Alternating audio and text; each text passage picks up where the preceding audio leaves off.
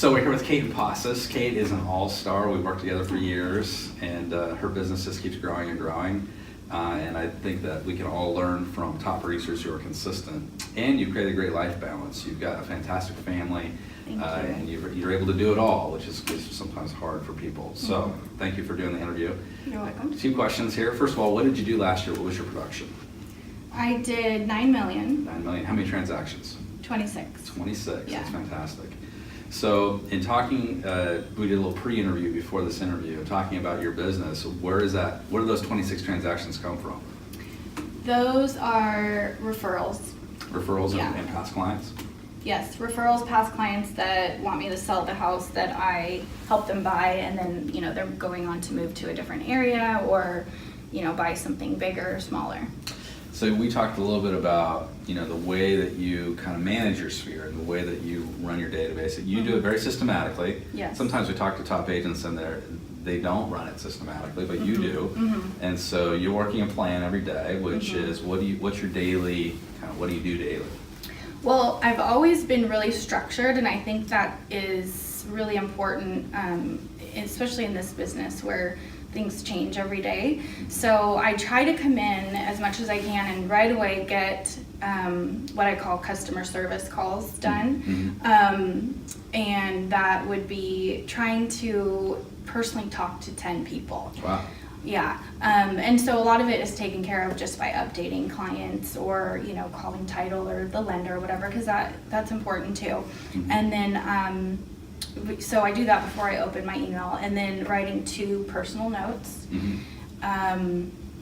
And also, which is important, just to keep my mind on track and not get distracted by fires that I have to put out, or just not get emotional about things, is I try to do, write down some gratitudes and affirmations too, things that I'm working on, and just, you can do it kind of thing. Even though it sounds cheesy, I think it really does help me stay grounded, because I can get, I'm a people pleaser, so I can, when things are stressful with clients and stuff, I can get completely off track. So that kind of stuff really helps me to stay focused, get that done, and then tackle. When you're making these 10 calls a day, which I think a lot of agents really struggle with, when I'm picking up the phone, what am I going to say? Yeah. Do you have a plan what you're going to say, or do you treat every call like a unique call, like I'm just talking to this one person? It's hard for me too. I mean, it really is, because I don't need to call my clients, every there's single day. Reason, right? So, one thing that is good about calling them like that is that then they're not wondering in their head, what is going on with our transaction? Because I have a plan. I'm always touching base. It's not like I'm overdoing it or anything, but the people that are not my clients at the time that I'm reaching out to, maybe it's like, hey, I have a listing coming up in your neighborhood. I just wanted to let you know I'm going to be around your neighborhood for open houses and stuff. And also here's what we're listing it for, just in case you're curious. So I try to think of genuine reasons to call them, because especially right now when everybody wants to text. Yeah. I struggle with it. So I'm trying to find a reason, and you always send out good ideas for reasons to call people. And then I have other resources I go to for things like that, just national statistics that people might want to know about. We talked a little bit about, before we started filming, about authenticity and how important it is for you to be authentic with your clients. Yes. And sometimes in sales training, it can be very salesy. Yeah. Right? And so you've definitely developed that. You do some networking too.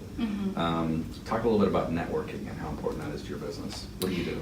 Well, and the 10 calls I make, that the networking kind of goes into it, because if I know I'm going to have a wine night for my networking group that night, then I know I'm going to be talking to 5 people there. So that counts. So anyways, the networking I do is a women's business networking group, which I've been doing for a few years, and it's really low key, and we just meet once a month and have usually wine, like at Roxanne or something like that. So a fun event. Yeah. Easy. Yeah, it's fun, very easy. It's like an hour right after work. And that created a couple transactions for you, though. Yeah. Right? So I did. Having wine sometimes can lead to transactions and just networking with your friends. Yeah, because then it's like we all have the same thing where we're trying to create business and network.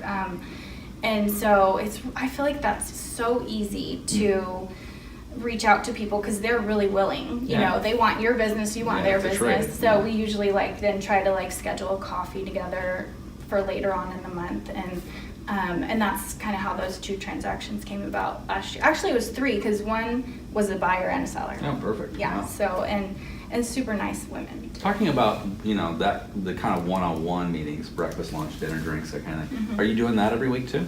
Yeah, that's part of my plan. So I adhere to the ninja philosophy, and that's where the 10 calls, the affirmations, all that goes into. And part of that is having 2 face-to-face meetings, lunch or coffee usually is what I do. An interesting question, because this comes up in training all the time. You've done Buffini, you've done Ninja, you've done a lot of training over the years, and part of anybody's training, mine included, we're talking about CRM. Right. And so are you using a CRM program? Yeah, I did. So I was totally invested in Buffini. I did everything. I had a private coach, and I even paid every month to have them send my clients bulletins, newsletters. So you're all in. I was, you couldn't get more all in than I was, and I loved it. It was great. It really program. kept me focused, and that's what I needed to be focused. I'm just that's how I work. And so they would send bulletins every month with my picture and branding and all that stuff. And my clients really liked it. Sure. But I just had done it for 3 years, so I wanted to change. Okay. And so I switched over to Ninja. Now, Ninja doesn't have a CRM. You really have to create your own. So that is, it is honestly a bit of a struggle because before it was just a no-brainer. It was just automatically mailed. Keep doing it, yeah. Yeah, so now I came up with a calendar actually yesterday of, okay, here's my planned monthly marketing to my clients, whether it's a newsletter or a just listed postcard, email, that kind of stuff. So I'll be kind of mixing in just listed postcards, To your sphere? to my sphere, and then my assistant helps me make a newsletter, and we'll do that once a quarter. So you brought up an assistant now, so there was a moment in time where you decided, I need an assistant. Yeah. What was the trigger? Well, I'd been talking to my Buffini coach for 2 years about an assistant. She was kind of coaching me through that. But I got the feeling she thought, no, your business isn't at the point where you really need it. Because she wasn't really pushing me to get an assistant. Sure. But she was like, you could either way. But so I was kind of holding off, and I was really nervous to have someone to be responsible for paying them. Yeah, right. I was so nervous about that because our business, is just so up and down. But I thought if I had an assistant, it wouldn't be so up and down because I could focus more on, networking and making calls and bringing in business on a regular, steady basis.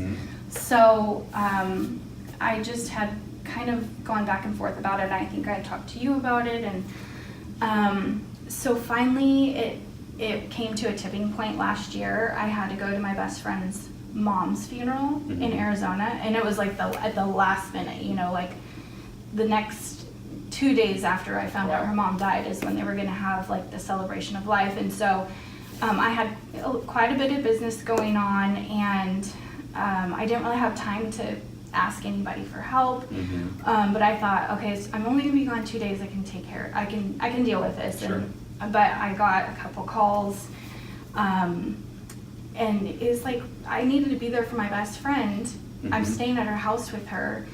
We're sisters since we're 2, but, not 2, second grade. But I'm getting calls from appraisers and people, a client that wanted to see a house, and it's right before the funeral. Too much. I just was this is just not working. I need to be able to have a life. And during the funeral, they're talking about, oh, Linda had all these friends and she was such a good friend to everybody. And I'm thinking, I don't even have any friends. Right. I'm just trying to get by every day, having kids and working full time. And so I just thought, I literally cannot go on this way. This is the catalyst This of is not change, how yeah. I want to live my life. So then I started interviewing and found a licensed assistant. And has it changed your life?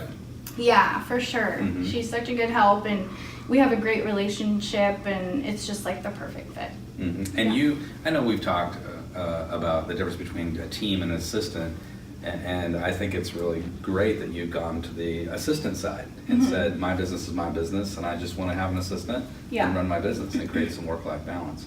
So the other thing, you do a great job, 5-star service level for your clients. Your clients absolutely love you and send you referrals. I get compliments about your service all the time. So what do you do? Somebody lists with Kate Empasis. What happens in the first week?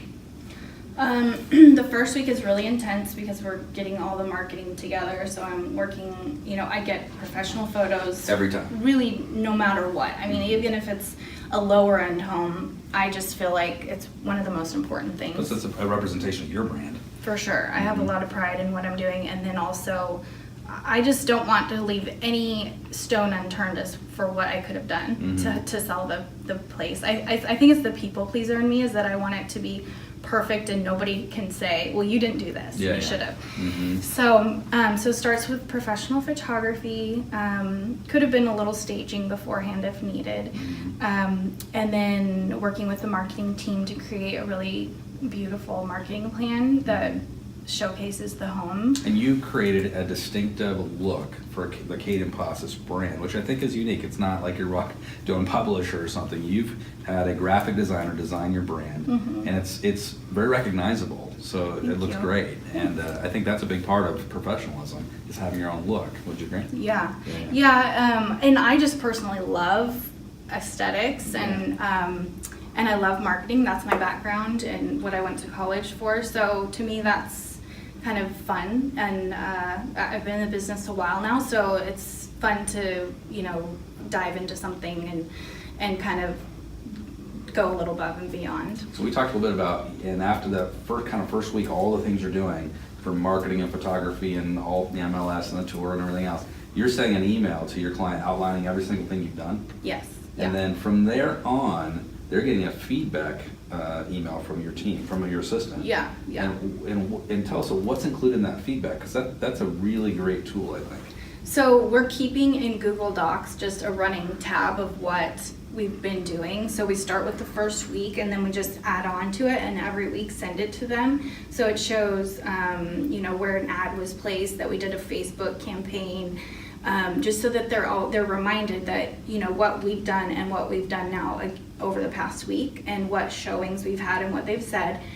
And then along with that, we'll send the activity that we've had over the past week on Zillow, Realtor.com, and JohnLScott.com, and then also what the statistics came back for on Facebook for their. If you've done a boost? For their campaign, the boost that I did. Is that cumulative? So they're saying every week kind of just build on them the next week? Yeah. So they're seeing everything? Yeah. Love it. And I mean, usually this market is so hot for sellers, so usually they sell pretty quick. So it's not usually like this gigantic 6 months. No. I mean, right. My listings don't usually last that long, because they're great listings usually. And one thing you do, which I think is unique, is first of all, your voicemail is never full. You told me your voicemail is always cleaned out. So important to me. I can't stand calling someone and their voicemail's full, so I can't even imagine what if a client called me and that happened. But you also reach out and get feedback from every showing agent and deliver that feedback to the seller. Yeah. Do you filter that at all, or you just give them the hard feedback? I filter it, for sure. I've learned my lesson. And you know what? I've had some who are so offended by feedback.